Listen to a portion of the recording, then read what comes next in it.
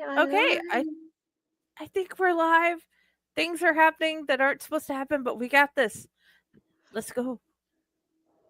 Everyone thinks because you're a zombie, you don't know good coffee. Well, they're wrong. There's only one brew that gets my seal of approval. Deadly Grounds coffee is my guilty pleasure. The aroma is so intoxicating. It brings all of my neighbors out of the woodwork. Deadly Grounds coffee. Coffee to die for and zombie approved. It's good to get a little deadly. Use the front door! Oh, they're so disgusting.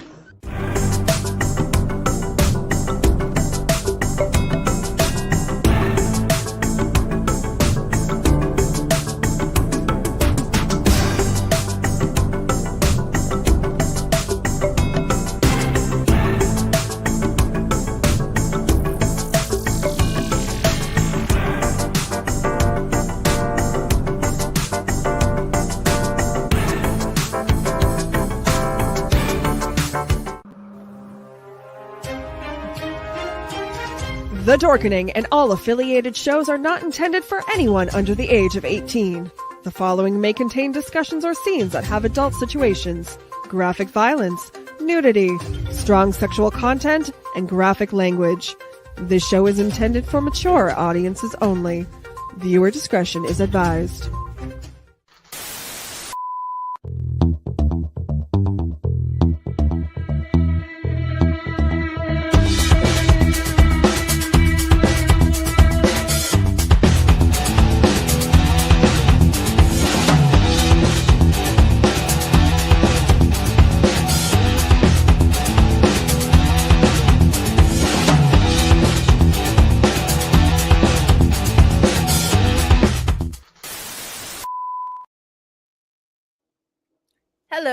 Hello, my lovelies, and welcome back to another episode of Unprinted Pages. Today, our special guest is Lely Luchesi. Thank you for being here. And thank you for having me. As our co-hosts, we get Dell, Radatosker, and Patty. And thank you again, Raz, for such a great intro to dance to. Ladies, how are you doing? I am great. How are you guys? I am bourbonlicious. I decided to drink tonight because I was excited because I don't usually come to the show. Sorry, but Lily was here. So I was just like, well, I have to come and say hi to Lily because Lily is awesome. Yes. I had the same reason for coming in. You guys are making me blush. I know I was makeup on, you'd see it. Well, I got to work with Lily on The Monster I Love anthology recently, and I really enjoyed that. So, and I've gotten to know her since, and I've enjoyed every minute of it. So I couldn't resist the idea of getting to come in and say hi. That's awesome. Yeah. And I have to show off. I got this off the Kickstarter. I'm so excited seeing that in someone's hands. Well, now I'm gonna have to figure out how I can get you to autograph it for me. I know. We're gonna have to meet up somewhere at some point. Yes, we will, because it is a wonderful book, by the way, you guys. It is Vampires Don't Drink Blue Blood, and it is a novella from the Paranormal Detectives Series. So be jealous, get your own, but you can be jealous of me because I got the special version. So there you go. I am jealous. So, Lily, you wear so many hats and you have multiple pen names. What do you do? First and foremost, I am an editor, as it says on the bottom, author, editor, vampire enthusiast. I probably should move editor to the front, but I edit for Partners in Crime Book Services, which I originally started in 2019 alongside my mother, who did our promotion and promotion for authors. Since she passed, I do the editing, I also do graphic design, and I do audiobooks, formatting. So that is my bread and butter. But I'm also a USA Today bestselling author as Lily. And I write romance. I'm actually doing a little switcheroo. My Samantha Calcott pen name is going to be in Sweet and Clean Romance, which I have written some, not many. And my S.L. Sinclair pen name is for the dark romance. If you ever fell in love with the villain in a movie, in an anime, those books are for you. I Dude, will have to be you picking some of those up. most I'm going to definitely. recommend Acts of Contrition to you right now. I think you'll like it. Yes, yes. We shall go for Awesome. Calatraska. Yes. That Squirrel's sounds like Yes, excited. viewers. I want to pick up. Yes, viewers, you are noticing a thing here, a continuance of vampire people. I am in love with vampires, and I'm in love with vampire authors, finding them, breeding all their stuff, and throwing them at you. So, yeah. I'm happy to be here just for that reason alone. Ladies, did you have a question? I Yay! did right off the bat about because this is something that we joke with each other backwards and forwards on Facebook with each other, but the horribleness that just cringeworthiness of some of the things that we have to edit, or just things that you see in real life, and you're just like, why? Yes. Oh, Why? dear God, yes. So so I was gonna bring up to you, like, I don't mention names, of course, but some of the things that I've had to deal with were like, in developmental editing, being like, this person has been pregnant for 3 years. That shouldn't continue. In this battle scene that's 20 pages long, he casts down this weapon on page 3, and then he uses it to finish off the final guy at the end. How do we fix that? You know, do you want me to have him just randomly grab something, or would you like to rewrite it? And also having somebody who killed off the same person, these are different people, but killed off somebody with the same name in 5 different books, and all of his universe is connected. And so I was like, is it the same person? You know? So, and he was just like, really? And I'm like, you brained him with this, you shot him with this, he was run through by a sword in this one and stuff. And he's like, oh, that's the name of my college roommate. He was a real asshole. I guess I just keep killing him. I didn't even I know. was literally going to say that had to have been based on a real person. That is the only time something like that happens. It was a real person. I knew it. Yeah. But yeah, I mean, one of What are the my crazy ones you've most had? Yeah. longtime clients, I just had going through, I'm like, does she live here? Does she live there? Does her family live here? Where does everybody live? Why did they move to this place? It was a little, so I did have to have her go through. And it's the minute things. I don't mind doing those, but it is funny when, somebody's walked out of the room and all of a sudden they're in part of a conversation. This is a while ago. I'm like, how is this person there? Did they teleport back? Because they just got in their car and left. But I'm actually one of the worst ones. This is why I say editors should not edit their own books. I have left filler names in, and I actually it was a beta reader before it even got to my editor at the time. This is with my former editor. And she wrote me, she's like, did you mean to put a very famous fictional character's name here? I'm like, no, I just didn't have a fucking villain at the time. So I had to go and rewrite before I even sent anything in. But I think some of the worst things I've ever gotten were as an acquisitions editor. Mostly my clients, they'll have like the minor things, but there are times I'll open something up as an acquisitions editor and I'll stare at it and be like, yeah, I can't work with this. I can't work with this. The publisher can't work with this. Nobody can work with this.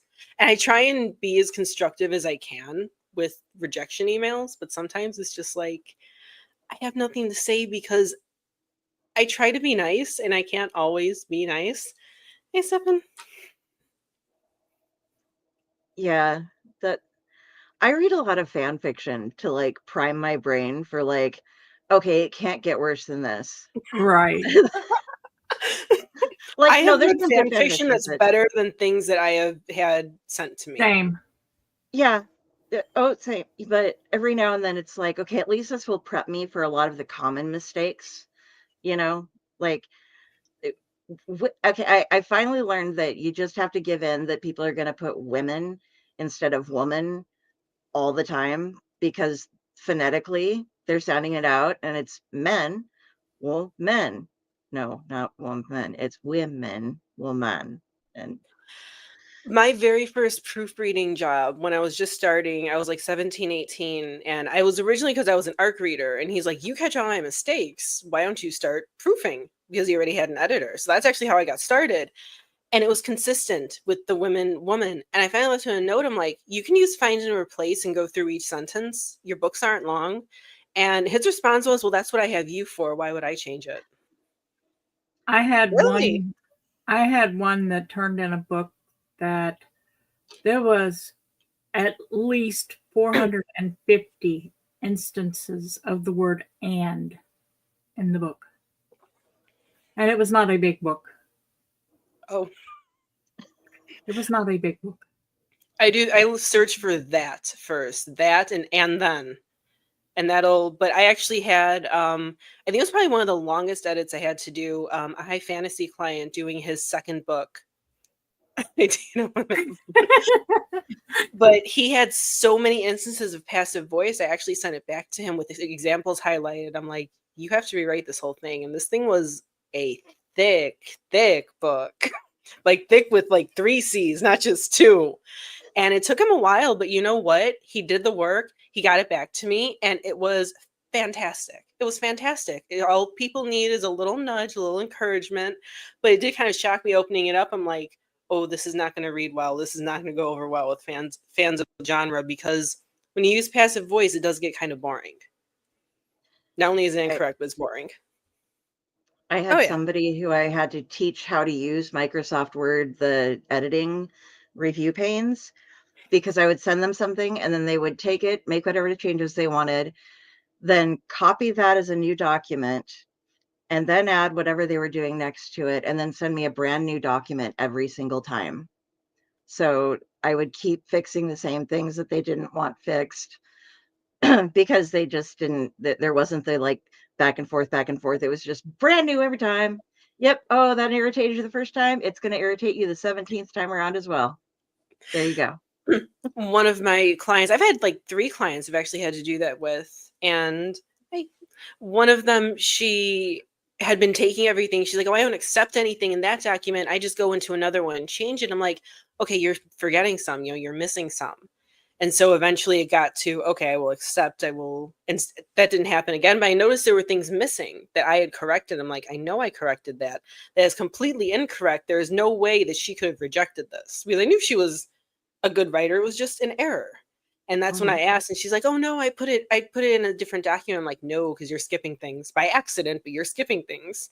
But yeah, having to teach people how to use acceptance, to accept changes and stuff, that it's something I didn't expect I would have to do, but I do it.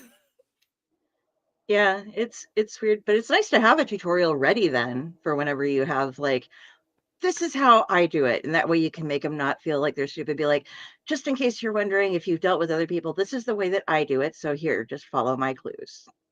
I am actually trying to figure out the best way to screen record, because a lot of the software, it's kind of expensive for what I want to do. And I want to do tutorials that I can have ready that people can buy right off my website for a very low price. So that way they don't have to worry about spending a crap ton of money later on something like that. Like, how to format a PDF, how to do the free EPUB if you don't want to pay like for the fancy formatting that I do, how to accept and reject changes in Word, how to work with your editor, like stuff like that. I want to do that because it seems to be something that a lot of new authors need. And I don't see anyone providing it at this point. So it's like, okay, I want to help you guys as much as I can. A program like this and screen share is the first thing that comes to my mind, because you don't but I even have want to to record it. I would want it recorded though, not just shared. Oh no, yeah. This will keep recording. Hello, yes, we're live, and it says recorded. Yeah. Don't mind. Oh, I promise I'm smart. you there can do is record rooms that you can use. You can do a regular recording and share your screen on the side or as the whole screen. And then it will say recorded afterwards. So you can then download the recording and mix it up and edit it how you'd like to do it. Oh, wonderful. So, thank you. Like I said, I promise I'm smart. Yeah. It's just sometimes there are certain things right in front of me that I don't realize. So thank you guys. Yeah. Well, if you've never tried the tool, then you don't know. But yeah, if that's what you're looking for, we got you. Not knowing a tool doesn't make you not smart. It just means that you're not aware of what tools are out there. And as Nook is saying, OBS is something else you can do to record your screen while you're doing it. It's like you're running a just a video recorder on your page that you can highlight whatever you want to do and just record everything you do. That way, if you have like a bunch of stuff that you want to skip out on, like while you're highlighting and moving around, you can do that. Oh, okay. So Yeah, my former laptop actually had a screen recorder built in, but ever since I got the desktop, this one doesn't. It has everything else, but it doesn't have that. And I'm just like, okay. Because like I said, I always had software built into something. yeah. OBS though, Mike's agreeing too, is that's if you don't want to do something like this, OBS is going to be a lot easier for you to edit with. And Okay. I believe it's free, or at least there's a free version that's easily usable. So Okay, that's great. Thank you, everyone. You're I very yay, we appreciate welcome. helped that. Lily. Patty, what was your question? I had a question. Yeah. I'm sorry. It is free. Yay. He's just going through. Okay, we'll come back. Yeah, because I'll remember it. It's just gonna take me a minute. You'll remember it after this whole thing's done and like message Probably. me. It's like how do editing. you Squirrel. exactly? How do you describe what you write?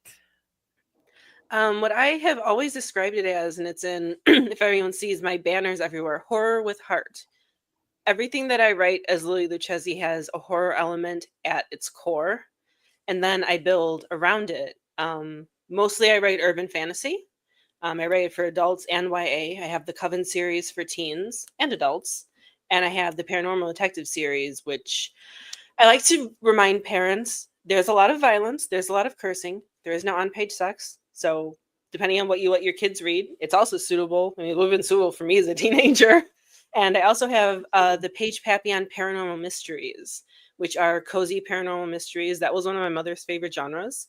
So when I started writing it, she was incredibly happy. And now I have readers messaging me and telling me how much they need the last 2 books. So I guess I have to do that. But yeah, most of my books are female-led, creepy girl-led, neurodivergent-led, and just very alternative. I grew up and have a lot of characters who looked like me or acted like me or loved like me.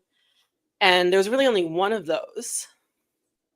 In your 40s is absolutely a target audience for YA fiction. We are all young adults at heart. Mhm. Yes. Agreed. Oh my God. What was my worst editing nightmare? Yes. It wasn't a nightmare that someone else caused me. I know everyone's probably hoping for a funny story, but I mean, I've had some books that have honestly made me put my head down on my desk. And my mother used to sit in the living room behind me at her old place, and she would see me with my head on my desk, and she's like, "Are you okay?" I'm like, "I need a lobotomy." I mean, early on when you're finding your feet and you can't be selective about clients, sometimes you'll get stuff that's just. But my editing nightmare in 2023. Word had a massive glitch. Other people experienced this to varying degrees. And I lost not 1, not 2, but 7 finished edits. And when I transferred the files over, most of my edits didn't take, or the files never sent.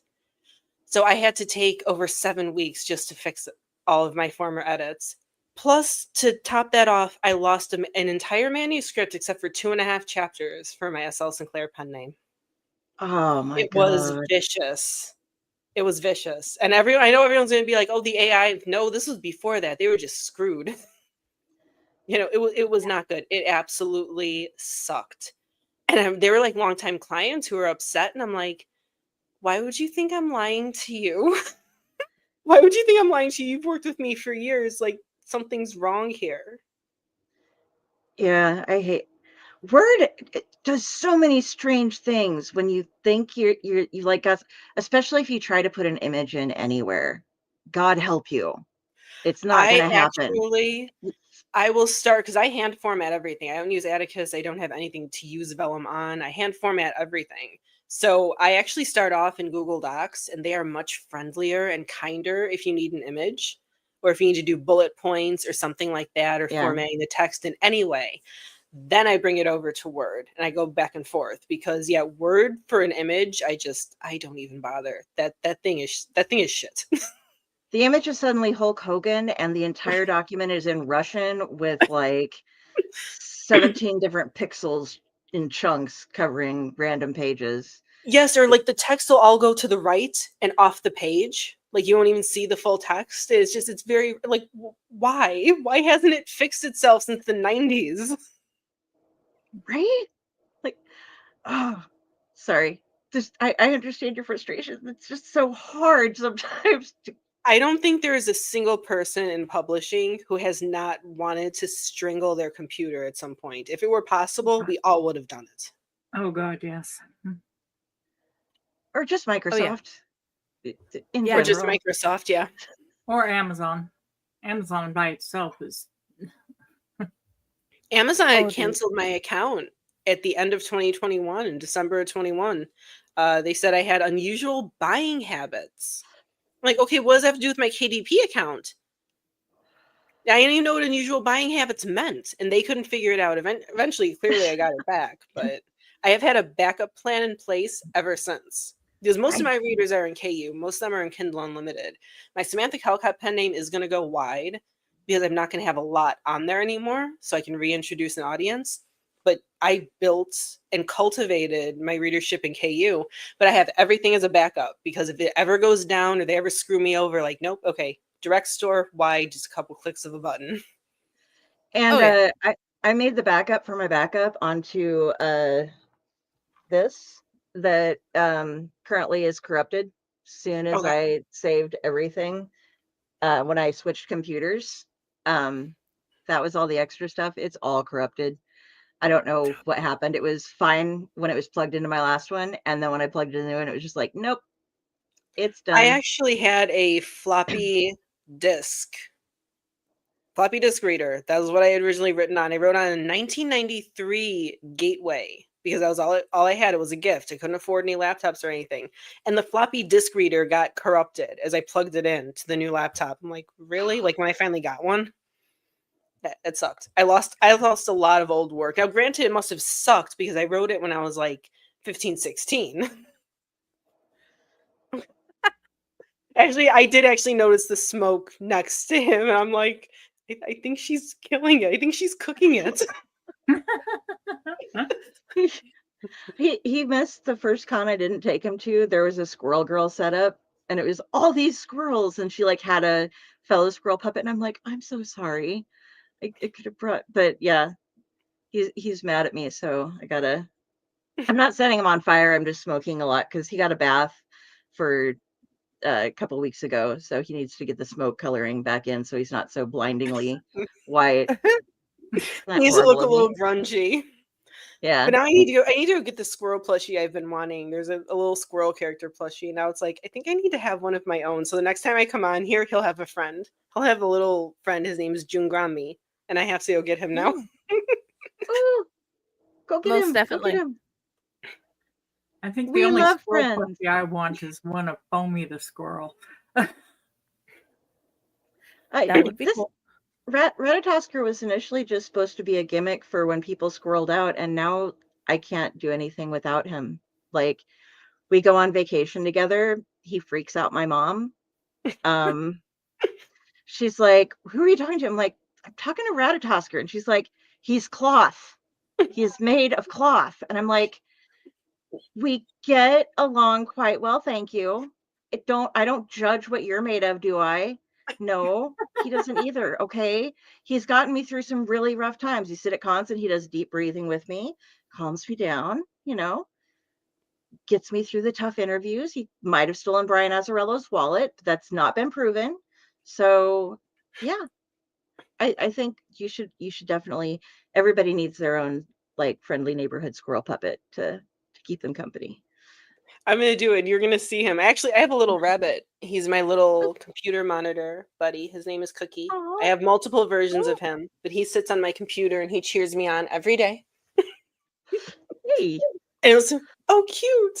One of my friends came over to visit me for the first time after only knowing me online, and I have a little I will talk That's about part the of the Kickstarter. plan. We haven't got that far yet. a chair of like anime plushies, vampire, my bats, and then my other chair back here has variations of Cookie, who is a fluffy pink rabbit. And my friend stopped. She knows who Cookie is. Like, she's a fan of the person who created him. And she stopped and she looked at that and she looked at me and she's like, that doesn't fit. I'm like, I know, right? But he's my exception. He's my exception to the creepy. He's just cute. Yeah, Oh yeah. I'm all about crows, but I have a squirrel because I squirrel out so much. My brain just cannot stay on track. So I'm a bat person, bats and cats. So like, I have my one bat there, my one bat over there, a couple different cats. The only thing I don't have is a real one because between pet rent and allergy medicine, it's expensive. Oh yeah. I actually remembered what I wanted to ask you. Oh, good. Finally. When it came to the Monster I Love anthology, that was for Serena a step onto a area that was harder to write. Is there an area that you've written that was harder for you to write? Oh, that's a good question. I've been asked that before, and my answer changes because I don't like to stay complacent. I like to keep challenging myself with different things. My first, well, not my very first, that was just a little novella. My first S.L. Sinclair projects, those were a little difficult because I was worried I was going to be judged, some of the subject matter. It's difficult for me to write the sweet books because I just naturally swear every other word. I'm really trying to be professional. Like, literally, fuck is like at least every fourth word out of my mouth normally, and that's how a lot of my characters talk. So I try to challenge myself with every new thing that I write, whether it's just subject matter that's different, a character that's different. I'm actually with Paige. I wrote my first openly neurodivergent character because I am as well. I have autism and ADHD. And that was a challenge too, to accurately portray myself and my struggles. So almost everything you'll read from me has actually been a challenge, and it's deliberately a challenge. awesome. Do you ever fall in the trap where, like, this is one that's hard for me. I have a character that is an ongoing character who is much smarter than I am. And so I'm trying not being, I give them like the $10 words, but the ones that I know, and try to have them addressing the audience in okay, I need to speak not condescendingly down, but on a normal sort of level. Like, they brag a little bit about what they know, but then break it down for other people. If you ever try to deal with like somebody who has very different thought patterns or very different levels of intelligence than you have, to try to break in and try to fit when it's like not how you work. I have done the different intelligence levels, but in the opposite way, but I have done different thought process. Like Harley has in the Coven series, she has my IQ, but I needed to make her not be so observant as I am because it wouldn't work. So as I'm sitting there and I'm writing and she's like talking these things, I'm like, no, you can't see that. It doesn't work that way. You are not supposed to see that. The reader's supposed to see it. You have to be dumb. And she's like, but I'm not dumb. I'm like, well, you have to be. With Angelica Cross in the Paranormal Detectives series, I actually did it from Danny's POV, the love interest. He's watching her while they're working on a case, and she's scribbling in her notebook because she doesn't like to write notes in her phone. It always has to be paper. And it's a mixture of symbols, English, French, and Japanese kanji. And that's how her brain goes because she speaks like 7 languages, which clearly I do not do that. She's smart. She's smarter than me. And so I have Danny looking at her thought process, and he's going, I would be terrified of being inside of your head. And that's what I'm thinking as I'm writing her. That's why I switched it to his POV, and I cheated because there was no way I could follow her thought process, to getting from point A to point B. She doesn't go to A to B. She goes from A to F, and then we don't get any of those points in between because even I can't follow her thoughts. She's one of those characters, I can't follow most of what she does. She's Angelica. She's just who she is. And so when I have to think like her, I will get a headache and I will just switch POVs. Like, okay, let me go to the dumber character right now and let him deal with you because I don't want to deal with you.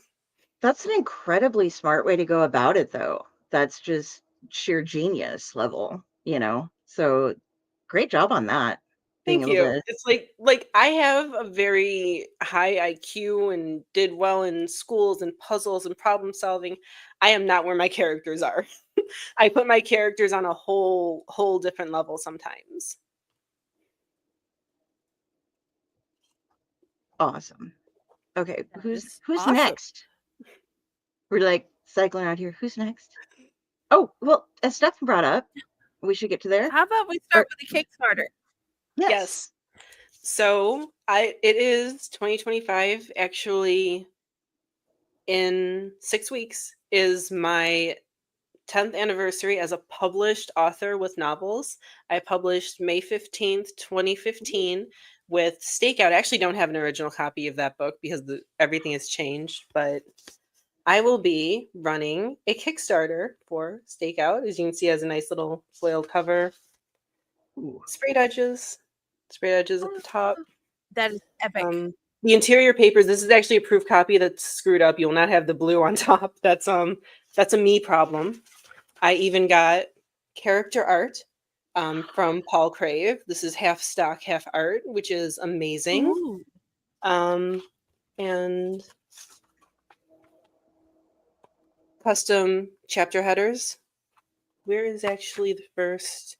Like, it's so pretty. It's so gorgeous.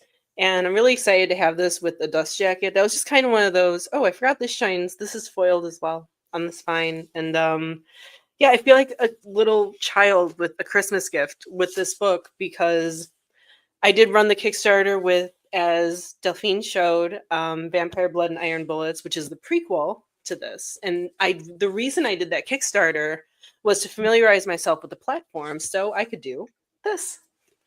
And so Nice. that actually launches in 20 days. It is going to be a 3-week Kickstarter.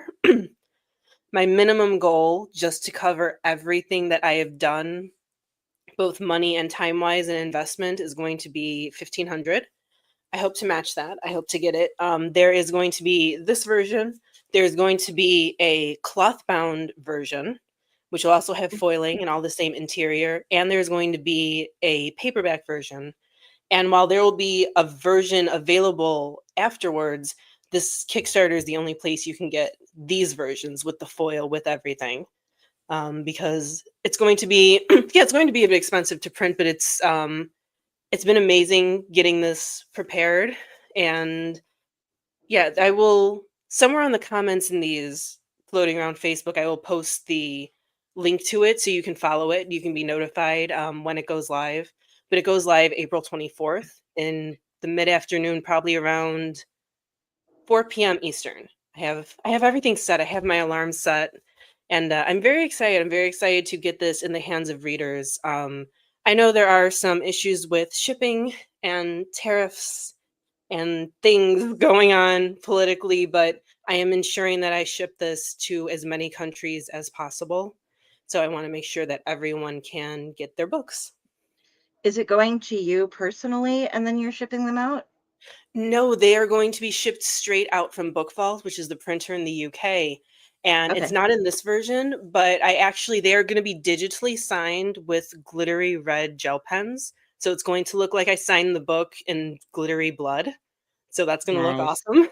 I was That gonna is say awesome. there's getting them signed is something that I've noticed. I do more comic stuff, but you know, people like for $5 extra on the Kickstarter will sign it for you. But Yes. that's because they have it coming to their house, so it's easier. Well, I am also going to have a tier for that. If you want to do an add-on, I believe I have it priced at $10, including shipping, a hand-signed poster of the cover. So there's gonna be that if you want something hand-signed. And that's Nice. an add-on that you can choose if you want to. But yeah, everything's gonna be digitally signed because I wanted to make sure the smallest margin of error and the quickest way to get your books to you, because sometimes Book Vault with bespoke printing like that, sometimes they can take a while. So I want to make Mhm. sure people aren't waiting for them to print, to get done, to come to me, for me to sign them, me to pack them, me to ship them. You know, that takes a lot of time, and I want to make sure people aren't waiting, months and months and months. And thank you. Thank you, Mike. And this is something that thank you. This is something that is suitable for fans of crime shows like Chicago PD, Supernatural, Buffy the Vampire Slayer, Vampire Diaries, originals. I like to think that it's as close as possible something Supernatural fans would enjoy because that's my favorite show. But if you like quirky characters, strong female leads, strong male leads, strong female villains as well. I actually had a female villain for the first 3 books, and when she finally bit the bullet, I actually had readers messaging me, "Ding dong, the witch is dead." But I have so many different elements and characters to that. The series is really my baby. It doesn't matter what I write. I've written better books. Like, I'm not gonna lie, I've written better books than the Paranormal Detective series, but nothing is ever gonna mean as much to me as Angelica Cross and her story and her world. And the readers who absolutely love her and followed her for the 4 years I was actually writing the series. Is there a Spike? I would not call Danny a Spike. I would call him more of an angel. If there's anyone who's a Spike, there's a character in book 5 who could kind of be considered a Spike-ish. But no, Angelica's a very tough, very kind of outrageous bitch, really. And I mean that in the kindest way possible because she's the person I wanted to be. When I wrote her as someone I wanted to grow up and become. And she needed someone who was very down to earth. I guess you could say Danny's kind. He has his issues. For anyone who hasn't read the series, as you go through, you're gonna want to slap him. I've wanted to slap him. Readers wanted to slap him. But she needed someone who was very steady and not. She needed someone as distracting as a Spike type of character. She needed a rock. She needed someone who would always be there when she eventually wound up realizing, oh shit, I can't do everything myself. I loved when I just read this, Vampires Don't Drink Blue Blood. When she gets there's the semi-romantic moment that takes place in there, and the reaction and the way she handles it, and it's like, what do you think that, it's basically like, you're basing this off of every fucking supernatural romance novel you've read. This is not what happens. What do you think? Did you watch some movies or something and think this is what the fuck goes on? I loved that. It was That was very deliberate because that's the type of person that Dave, who is her friend and partner in the book, that's the type of person he is. He's like, oh, well, this is supposed to happen. yeah. And Angelica's like, no, motherfucker, that's not what happens here. I do not even want to look at you that way. And that's for people who do wind up reading that first somehow. There is going to be finally a digital release for it for everyone eventually. It's actually going to happen on May 15th. There's a bunch of things that are going to happen and be like fun surprises leading up to the 10th anniversary. But I wanted readers who read that to get to know her right away and realize, yeah, this is not going to be your typical. One of the first things that I was asked, and I was asked this in earnest, and I was also asked it by, and I'm so sorry to everyone watching, I was asked this by men who like to read horror and like to read urban fantasy. Oh, is this like Twilight? No. No, if you're looking for a Twilight, if you're looking for anything in the YA movie spectrum, no. No, you're not getting that, so don't look here. And she is not Anita Blake either. No, she is not. No, I did not use any of the great female characters as, if anything, the closest she is in personality would probably be a Lestat. But even that, she's really not.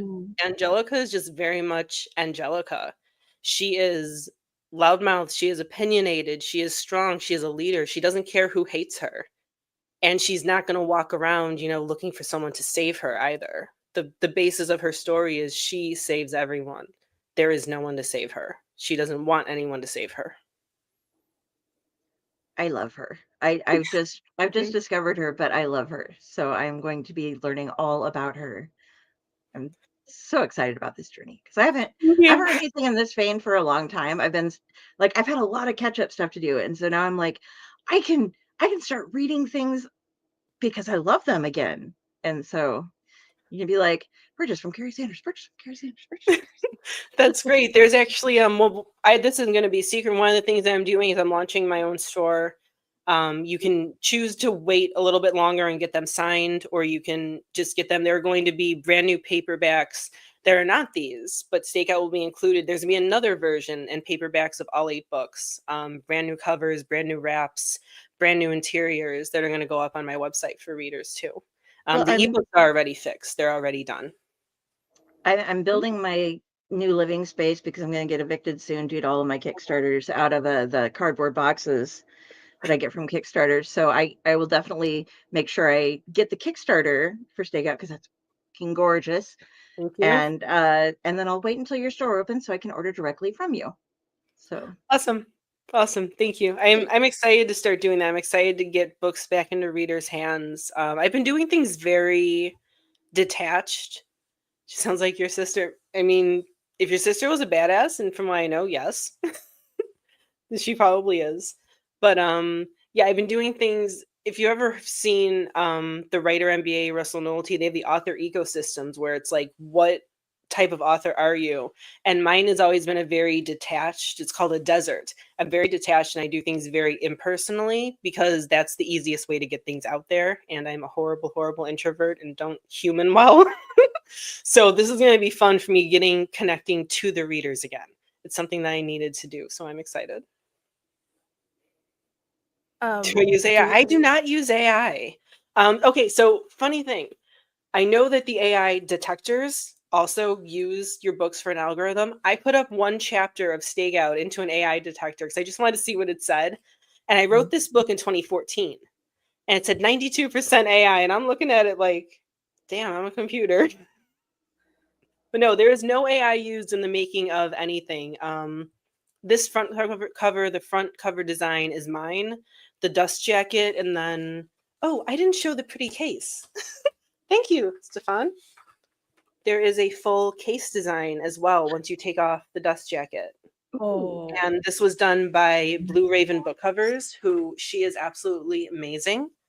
And so she did that. Everything is human made and human supported. Eventually, I'm even going to have audiobooks, and I am going to read them because apparently when I get into my explanatory voice, I just had friends who never heard my voice. I only know them online in fandom spaces. And I had to give an explanation about something. And instead of answering me, they started messaging me faster and faster. I am AI generated. I have a lot of bugs if I'm AI generated. And they're like, they kept commenting, your voice. I'm like, what about my voice? And I guess when I get into like teacher mode, my voice, so I'm starting to do, audiobooks. So yeah, everything I do is human supported.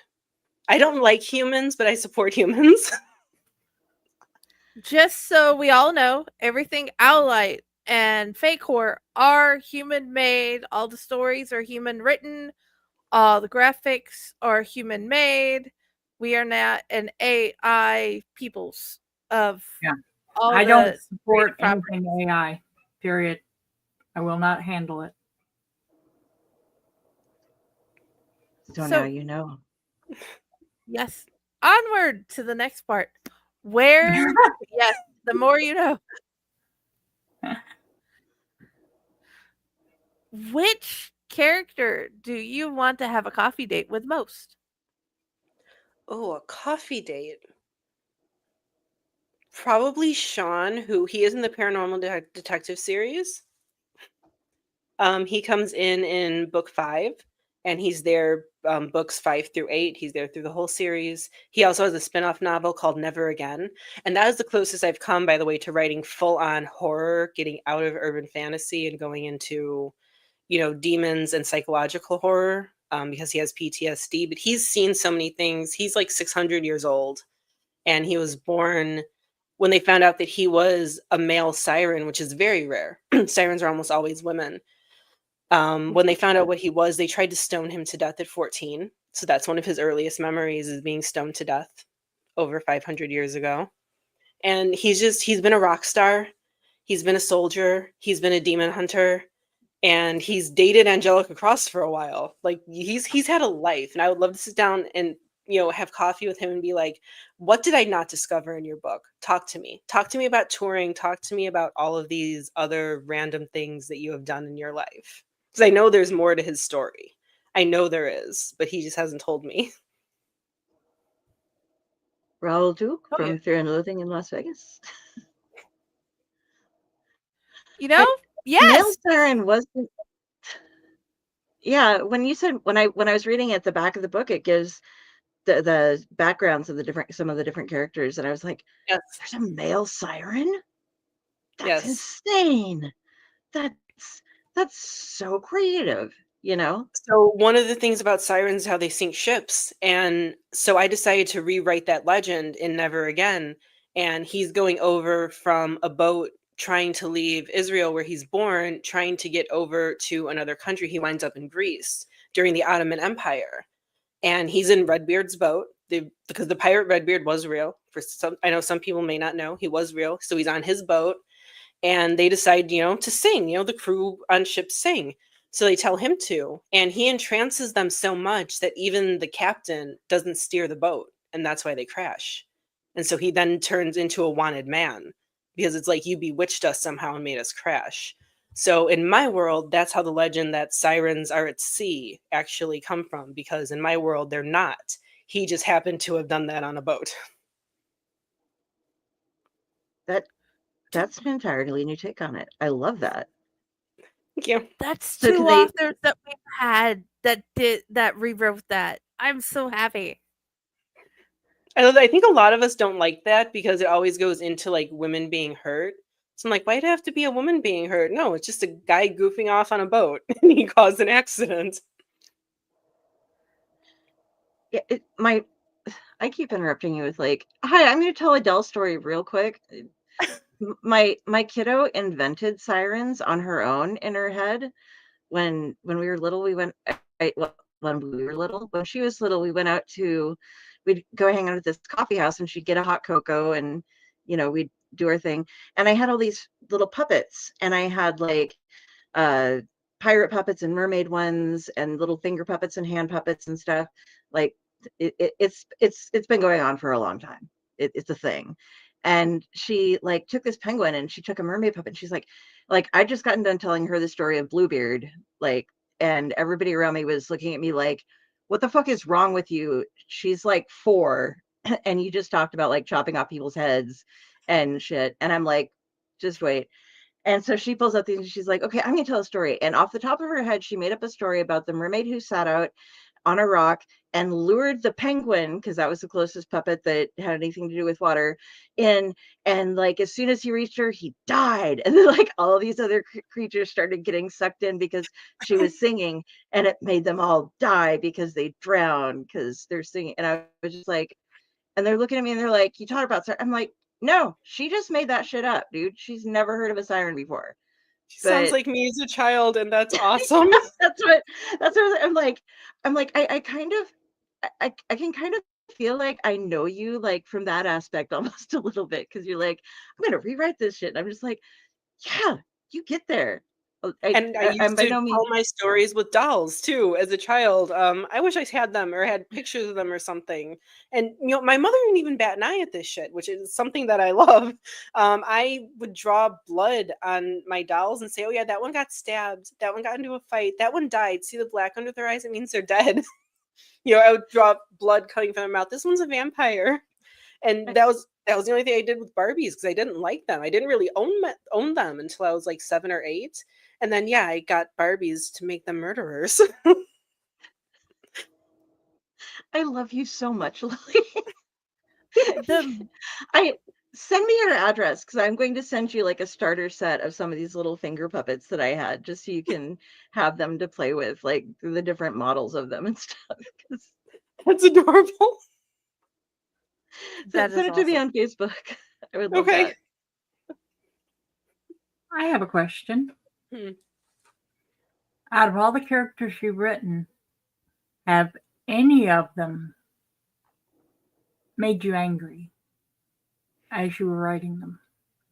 Danny in the Paranormal Detectives series was the first one to make me angry. He was originally written Okay, so Paranormal Detective Series wasn't supposed to be a series. It was just supposed to be a single horror novel. And the ending was supposed to be Angelica's the villain and she kills him. And she was working with her father the whole time to just kill him because of who he was, a reincarnation, the whole trope. That trope stayed. She obviously did not turn out to be the villain, but he was originally the personification of xenophobia. And he drove me absolutely nuts. But I had to keep that going with him. And finally, by book 5, I'm like, you know what? You have to change, or I am going to kill you, and Angelica just has to hate me. Like, I was ready to kill him off. I was negotiating with my own character. Change, or I will kill you. And he changed. He changed. And the next 3 books in the series, he is not the cause of any of the drama anymore. But yeah, he drove me absolutely insane. And there's been a couple who are like completely clueless. Like, I absolutely love Paige and I modeled her after me. So this is why she drove me crazy, because I got to sit here and be like, oh, this is what my friends deal with. This is what my mother deals with. You know, she's sitting there like, oh, and why would he do this? Why would he do that? And all of her friends are yelling at her. He fucking likes you. That's why, about the other character. And she just sits there and she started driving me crazy. I'm like, oh, this is what I do to people. Oops. Part of the solution now. Danny, I assume he means? Yes. Yes. Danny has always been part of the solution. He just is a stubborn, since I am one, I can say he's a stubborn Sicilian man. That is his problem. He's always been part of the solution. And he becomes the man that Angelica deserves by her side. I don't want to say needs. She doesn't need anyone. And she says that, though. She doesn't need anyone, but he becomes who she deserves, finally. That is important. A very important distinction there. Very much. I never want my other characters to need anyone. And Harley in the Coven series, she did need someone. And I don't want to say who she needed, but because she needed that person had to die.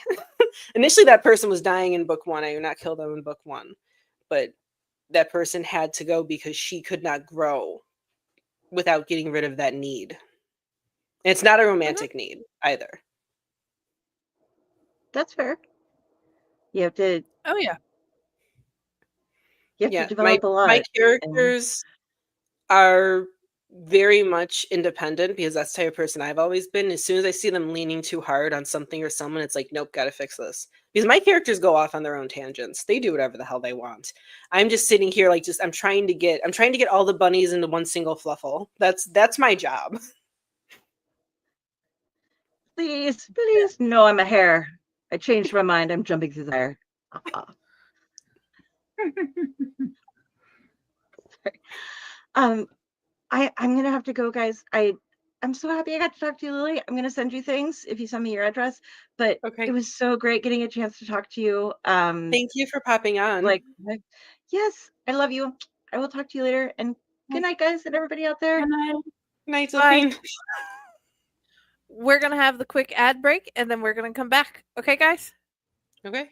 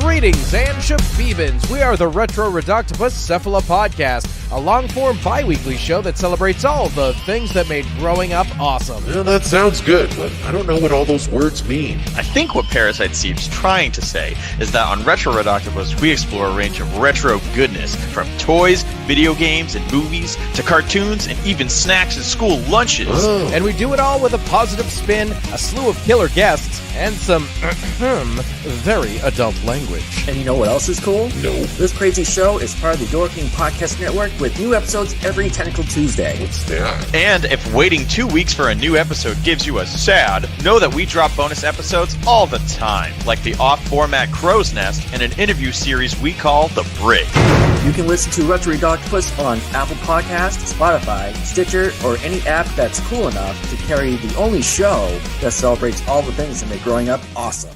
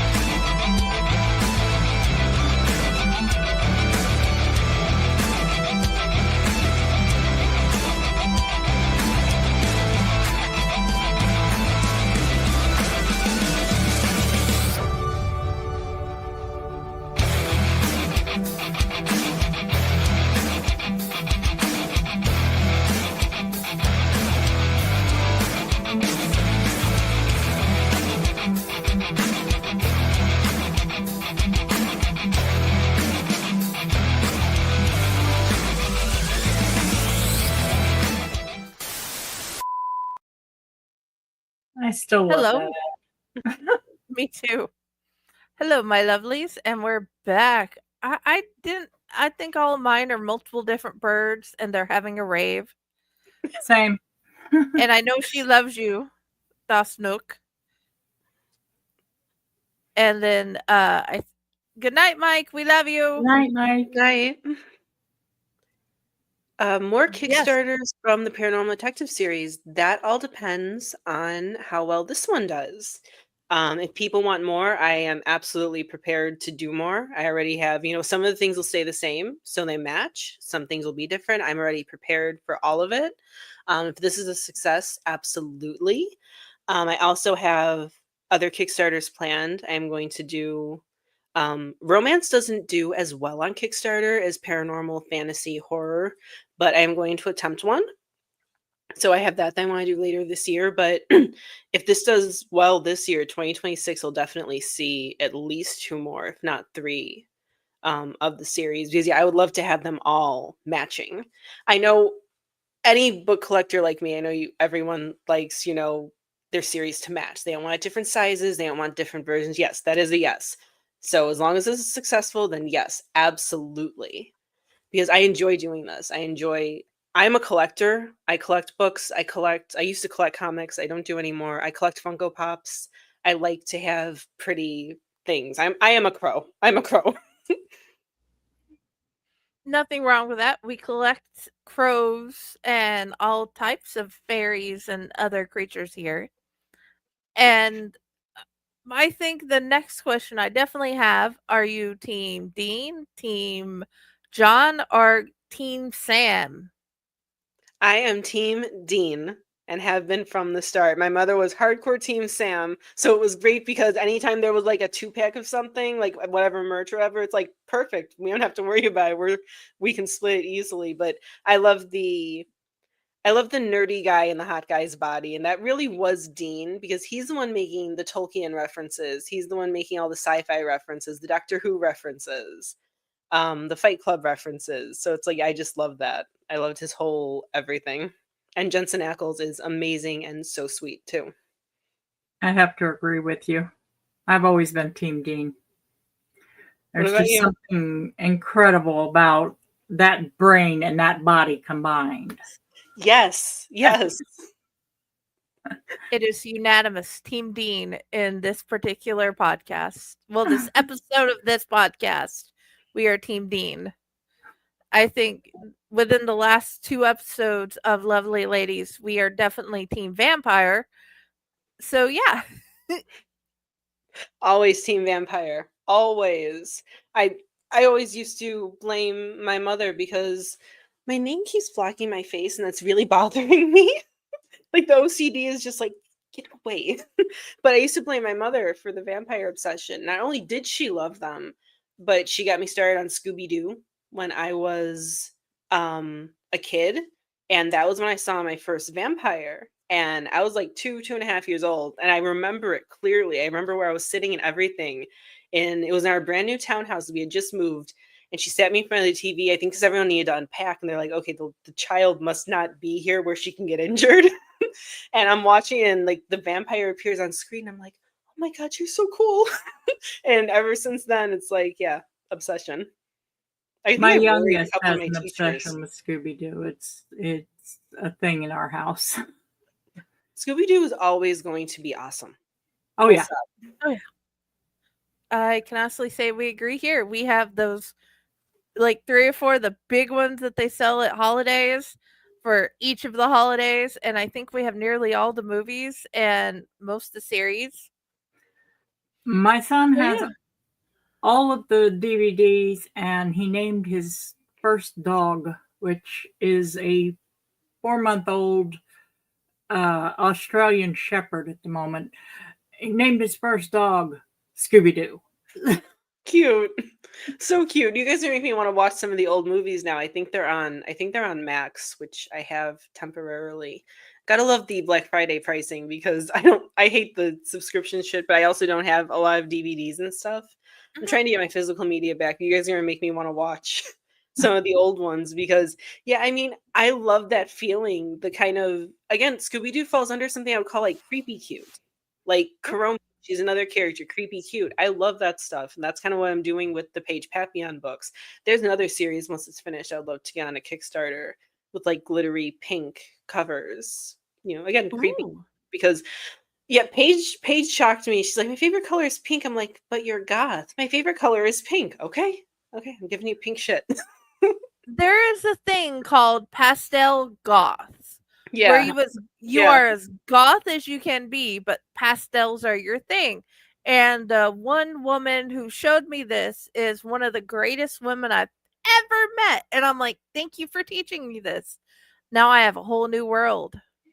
Yeah, I used to see people at the clubs that I used to go to dressed like, and they always stood out, amongst the black. Team Velma, yeah, of course. Team Hey, Velma. I'm Team Velma too. There's nothing wrong with Velma. Oh, not at all. Yeah, she is definitely but no, like it was just so weird when Paige was like, "But I like pink." Like I didn't expect that out of you. I expect that out of any of my characters. Why do you like pink? But yeah, that was one of the things I was thinking of, like, the Scooby-Doo found family sort of thing, solving mysteries together. That was one of the things I wanted to kind of capture. They even have an animal mascot. They have Mora, the cat, who may not actually be a cat. You have to read the books to find out if she's really a cat. That is awesome. Do you have a favorite cryptid? Oh, that's a good question. I used to answer Godzilla for that. I don't think he counts as a cryptid, but when I was younger, I used to answer Godzilla. So my favorite cryptid it's a ghost here at one of our cemeteries in Illinois. And she's one of the basis of the Woman in White legends. And she will go and she will cross in the middle of the night and she'll make cars crash as she runs across the street trying to escape the cemetery. So she's actually my favorite one. Resurrection Mary, her name is. Oh, that's Dude. cool. I've got to look that up and add it on Corpse Garden Chronicles. Definitely. There are books written about her or books about, haunted Chicago with the whole, Northern Illinois is kind of included in that. And you can find a ton of books where she's included and stuff. And yeah, we have a lot of local legends, but she's my favorite. Dude, okay.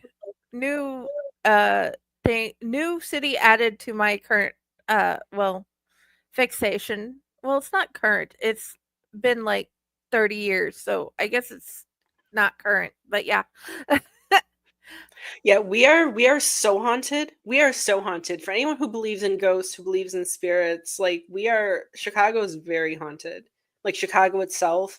I live like 2 hours outside of there, and we're a little haunted up here too. But Chicago is very much a ghostly city.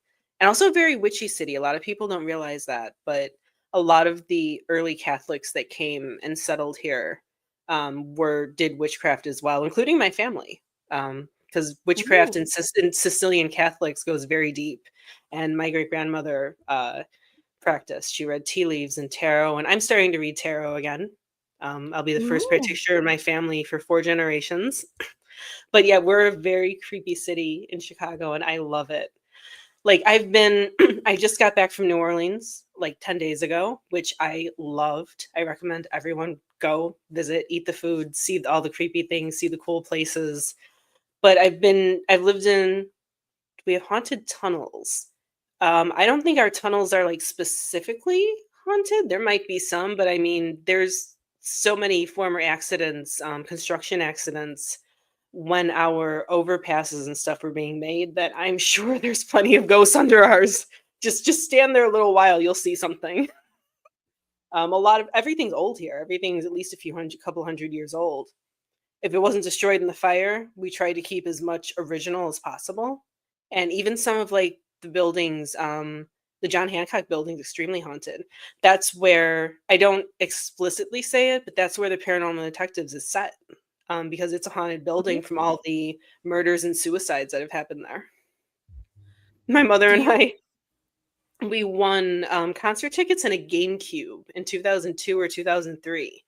And so we went to go pick it up, and it was at the John Hancock. And she's rushing through. She's like, "This place is fucking haunted. I want to get out of here." And I'm just a little kid looking around like, where? I want to see the ghosts. I But my don't poor blame you. mother's like, "I don't want anything attached to us. I don't want anything coming home with us." Because, she believes in all of that too. I'm like, okay. Do you have a favorite legend from your area? We don't really have as many legends. One of the ones that I do enjoy reading about, and I actually wanted to rewrite it, but I'm never quite sure how. I think I want it to be kind of half paranormal, half dark romance, where there's a lot of old bars that used to be mafia hangouts in the 1920s during the flapper era. And you will see a lot of ghosts looking like they're from the 1920s, just kind of going in and out of the different bars on the south side of Chicago, where that's not a mafia area anymore. That hasn't been a mafia area since probably the 1960s, 70s. It started to change over. And then the mafia stuff came to the north side. But all of the haunted, ghostly stuff that has to do with like, jilted lovers and money deals gone wrong and secrets being spilled. It's all in those old bars that still exist. Like Taylor Street, that kind of area. And I've never really been down there, but I'd like to go down there and just see what I can see. And I would also love to write about it. I would love to read what you write about it. League of Assassins from Batman claimed responsibility for burning down Chicago. Didn't they in one of the comics? I think so. I think they did in one of the comics. Yeah, I think But so. one of the reasons that a lot of people think is actually it did have to do with like bad money deals gone wrong, and they just use the excuse of a cow. But there are some things I would love to find out the truth about, but of course we never will. But it's just so interesting to speculate. Like, did they really want to just kill everyone in the city? Like, it's such a dark thing to think about. And it also just kind of shows we survive. We very much persevere in Chicago. You can throw a lot of shit at us, but we're coming back. Oh yeah, it is amazing. Other than your work and your writing, you've mentioned you've got plushies and such. What other like hobbies or what do you do for fun? Music, mostly. My family actually has been in the music industry since the 1970s. My grandmother ran the very first chapter of the Black Crowes fan club and street team in Chicago in 1979. Yeah, my mother was 13, 1979. My mother did promotion work for Aerosmith, Guns N' Roses, Bon Jovi, so many different bands, a lot of local bands as well. And so I grew up going to shows. My mother was pregnant taking me to shows. I mean, safely, of course, but she was pregnant and going to concerts.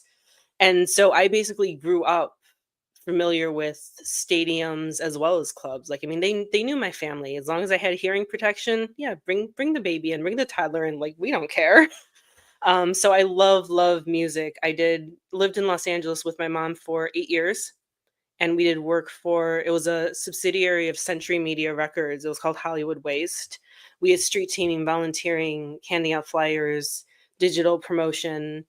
whatever we could, going to different shows, going to shows along the Sunset Strip.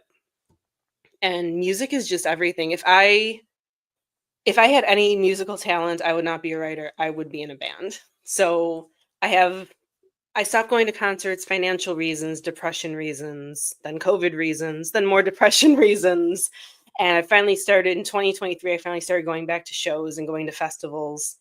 Discovered that I actually don't mind flying to them if I can afford it. So I have a few concerts slated for this year, which I'm just very excited to get back into it. I collect physical albums, vinyl, and if anyone knows K-pop, it's you guys know Pokemon trading cards.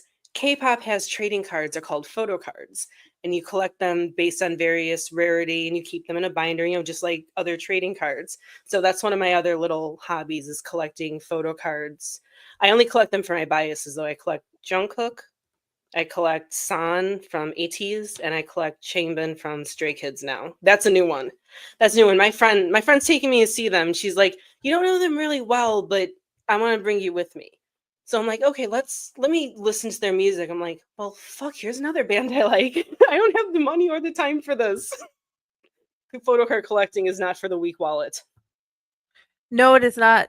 All card collecting is not for the weak wallet. Okay, you know the hollow shadowless Charizard from 1999? Yes. I had the card and it got lost in a move in 2001. I had no idea what it would wind up being worth. Because I was an avid Pokemon and Yu-Gi-Oh collector as a kid. I still could probably play and win a Yu-Gi-Oh tournament right now, even though I haven't played. And I'm still mad. Every time I see someone mention or bring up the Charizard, I'm like, I had that damn card. I could be semi-rich right now.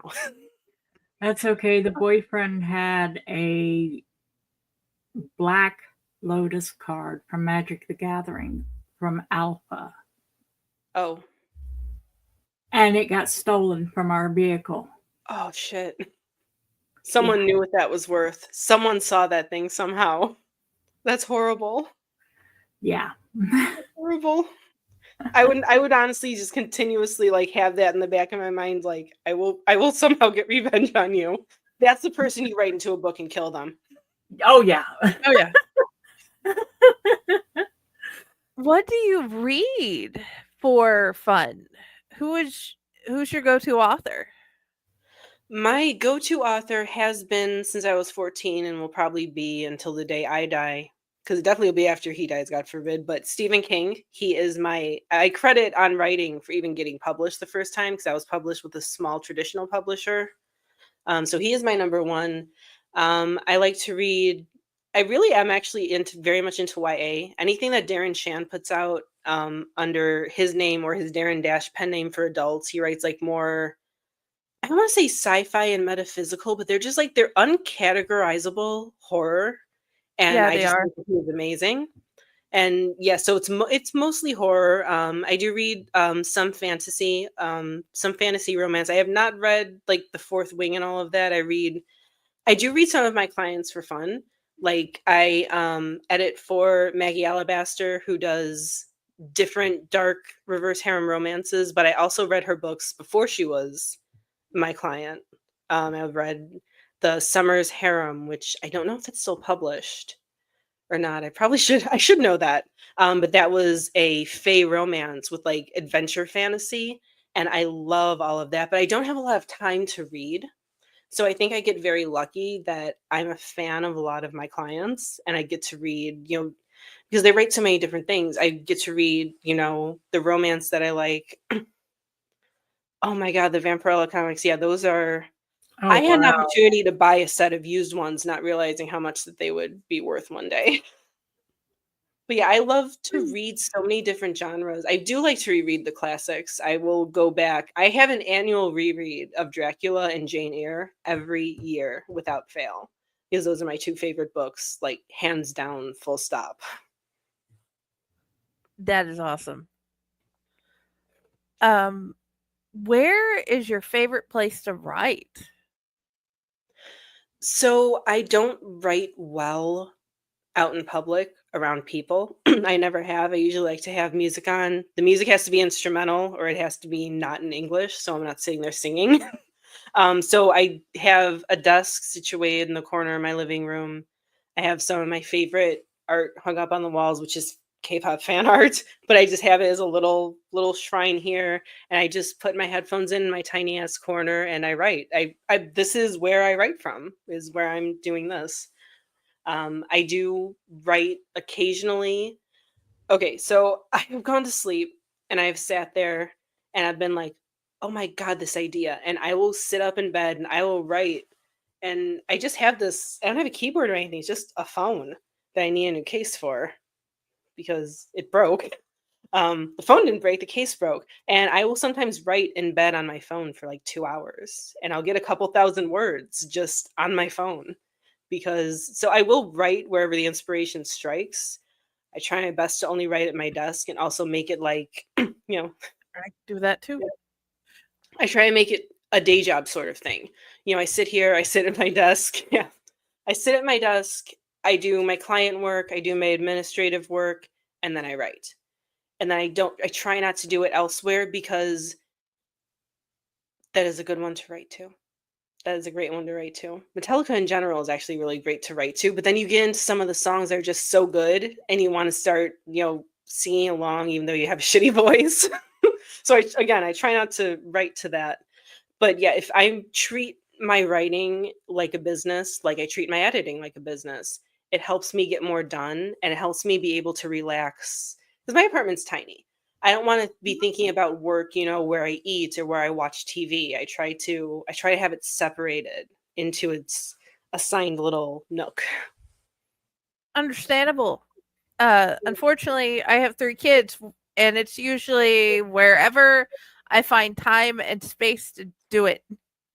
Most of my clients, I know clients who have written books either traveling on planes for events or going to their kids' things. I have one of my clients finished her novels and sent it to me while she was at her kid's soccer game.